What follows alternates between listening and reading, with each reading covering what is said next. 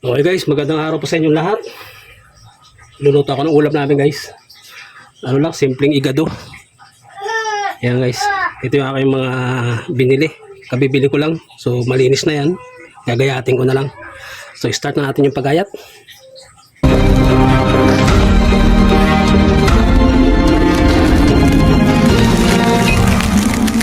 Guys, ito muna unahin ko. Iwang ano lang.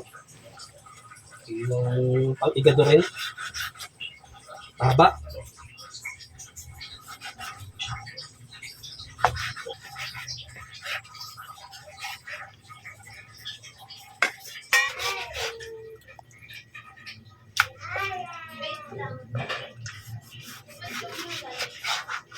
Paborito ito ng aking panganay.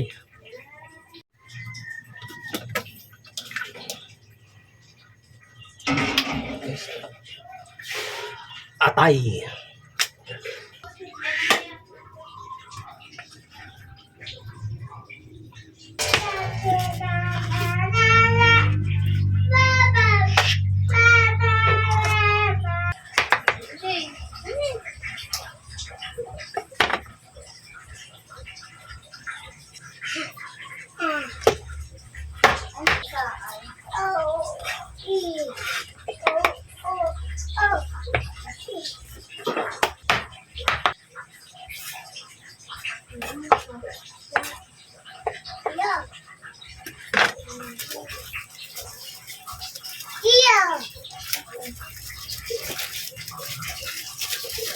Guys, yung sili, sarap na ito yung iwain ng pino.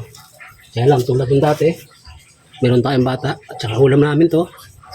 So, sasapaw ko lang. Guys, okay na, malinis na. So, start na natin ng pag-isa. Ito nga pala guys, yung kasim, halagang 138 yan. Ito, halaga 50. Bagyo beans, medyo mahal, konti lang, halagang 20. Sili tumpok, 10. Let's start. Gigisa na tayo. Okay na guys, nakasalang na yung ating mahiwagang kawali. So, painitin lang natin yan. Oops, sakto-sakto. Lagay ko na yung ating bawang. Pwede na yan. Surd na natin ang sibuyas.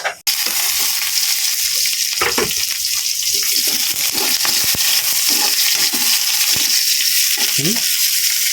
Kailangan lumabas na yung aroma. Yan ang turo ng ating ama.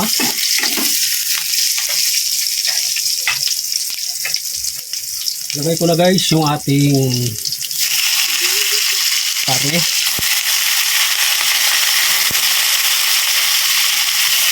Ano naman to?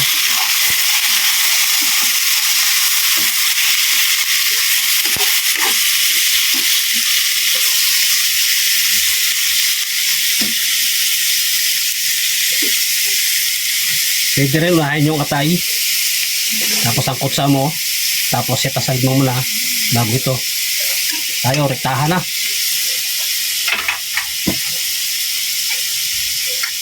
Lagyan natin ng konting paminta. Yung angkop lang sa panlasa ng mga bata. Hop. Konting pampalasa.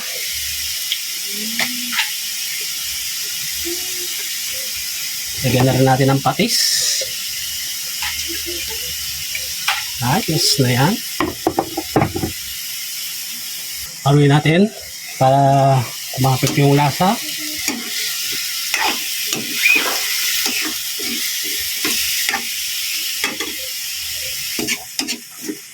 Yung hiwa ng igado ko guys, medyo nilakihan ko ng konti para solve yung ating mga junakis.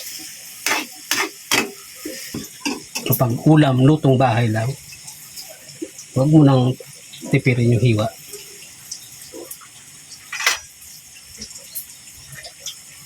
Guys, takpan na muna natin saglit. Guys, mag-a-add ako ng 1 cup na water para palambutin natin yung ating karne. Guys, after 20 minutes,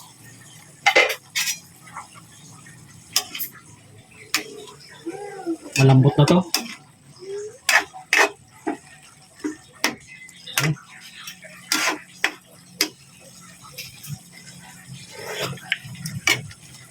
matabang.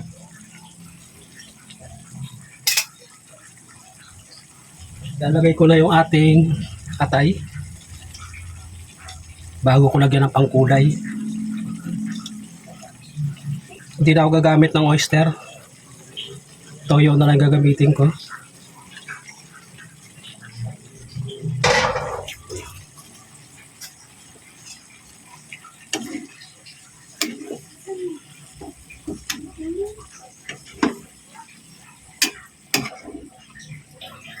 So lalagyan natin ng konting toyo.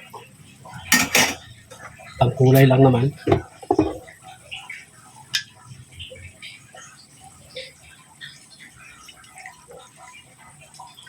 Okay na yan. Sasabay ko na rin yung ating Baguio beans.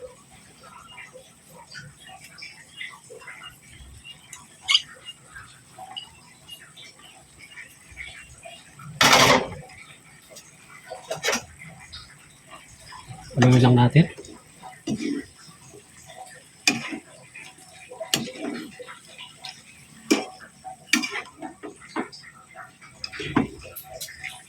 Okay na yung kulay ng sabaw niya. Ayan. Gusto ng mga bata dito may sabaw. Add lang ako ng half cup of water. Okay na yan. Saktong-sakto na yung sabaw niya. So pakuluan lang natin para maluto natin yung atay. Okay. Natin.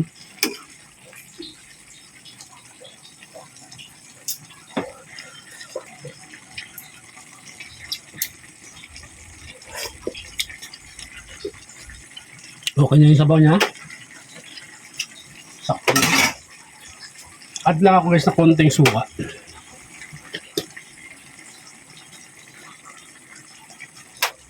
Ano, ang balanse lang.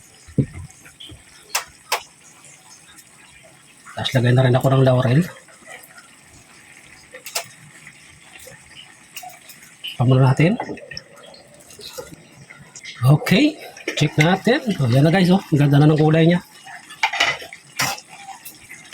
Simpleng igado. Pero suwabe, ang sarap.